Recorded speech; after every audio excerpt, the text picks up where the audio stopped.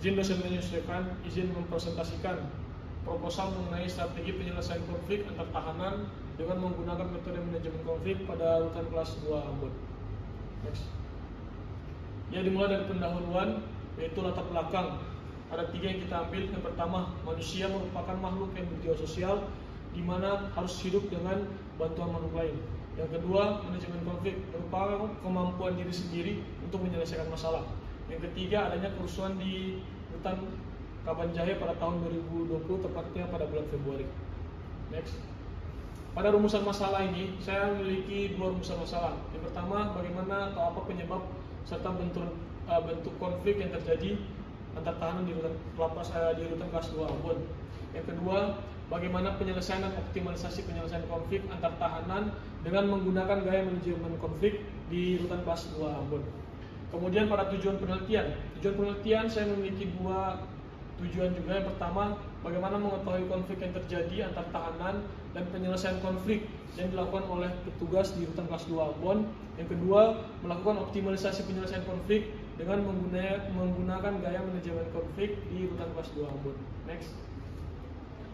Untuk manfaat penelitian saya memiliki 2, yaitu pertama, manfaat teoritis, di mana kita bisa mengetahui dan memiliki pengetahuan tentang manajemen konflik tersebut dalam kasus konflik antar tahanan. Yang kedua, manfaat praktis.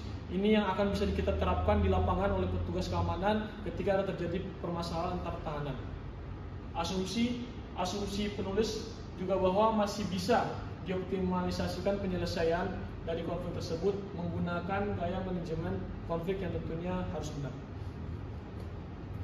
Kemudian bab kedua, tinjauan pustaka. Next. Dimulai dari literatur review. Penelitian terdahulu saya mengambil jurnal FISIP Universitas Trunojoyo pada tahun 2015 atas nama Muhammad Isbir dan Dewi Quraisyin tentang penyelesaian konflik narapidana kasus narkoba di rutan kelas 1 Surabaya. Next. Tinjauan teori. Di sini saya menggunakan teori konflik yang dimana ada 4 poin, yaitu pertama, konflik itu sendiri, yang kedua, penyebab konflik, yang ketiga, pengaruh konflik, dan terakhir ada bagaimana manajemen konflik itu. Next. Definisi operasional. Saya memiliki definisi operasional ada 3, yaitu definisi manajemen, definisi konflik, serta definisi manajemen konflik itu sendiri. Next. Ya, kemudian bab 3, metode penelitian. Metode penelitian yang saya pakai pada penelitian ini, saya menggunakan penelitian kualitatif dengan pendekatan deskriptif. Next. Ya, bisa dilihat desain penelitian berupa narasi yang diambil dari wawancara dan observasi sebagai bahan untuk mengetahui peran gaya manajemen konflik. Sumber data. Saya memiliki sumber data yaitu 2, yaitu sumber data primer, di mana sumber data yang diambil langsung diberikan kepada pengumpul data atau diambil langsung oleh pengumpul datanya sendiri. Yang kedua, sumber data sekunder. Sumber data sekunder sebagai sumber data yang didapatkan melalui media lain berupa literatur, media sosial ataupun buku-buku serta dokumen yang ada. Next. Ya, di sini teknik pengumpul data ada 4, yaitu pertama tentunya penelitian lapangan, yang kedua adalah observasi, yang ketiga adalah wawancara, dan terakhir tentunya studi dokumen yang mencakup ketiga hal tersebut atau keempat hal tersebut. Next. Nah, terakhir teknik analisis data.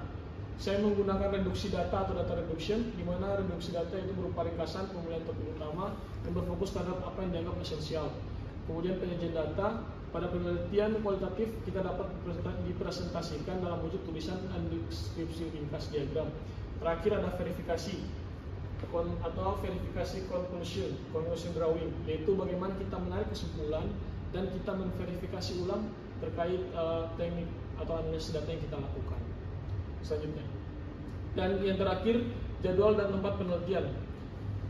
Tempat penelitian yang saya ambil itu berasal dari daerah saya di rutan kelas 2 Ambon. Kemudian jadwalnya saya ambil dari rentang waktu penelitiannya saya ambil dari rentang waktu 24 Februari sampai dengan 22 Oktober 2024. Kemudian jadwal penelitian bisa dilihat ada beberapa kegiatan di mana observasi, identifikasi masalah, pengajuan judul, penyusunan proposal, bimbingan proposal, seminar proposal, pengumpulan data penelitian, penyusunan laporan. Kita bisa lihat dimulai dari awal Februari sudah mulai observasi, kemudian Maret, April, Mei, Juni, Juli, Agustus, September, dan terakhir Oktober untuk penyusunan laporan itu sendiri. Next. Ya, akhir kata dari saya, be the change you wish to see the world. Terima kasih.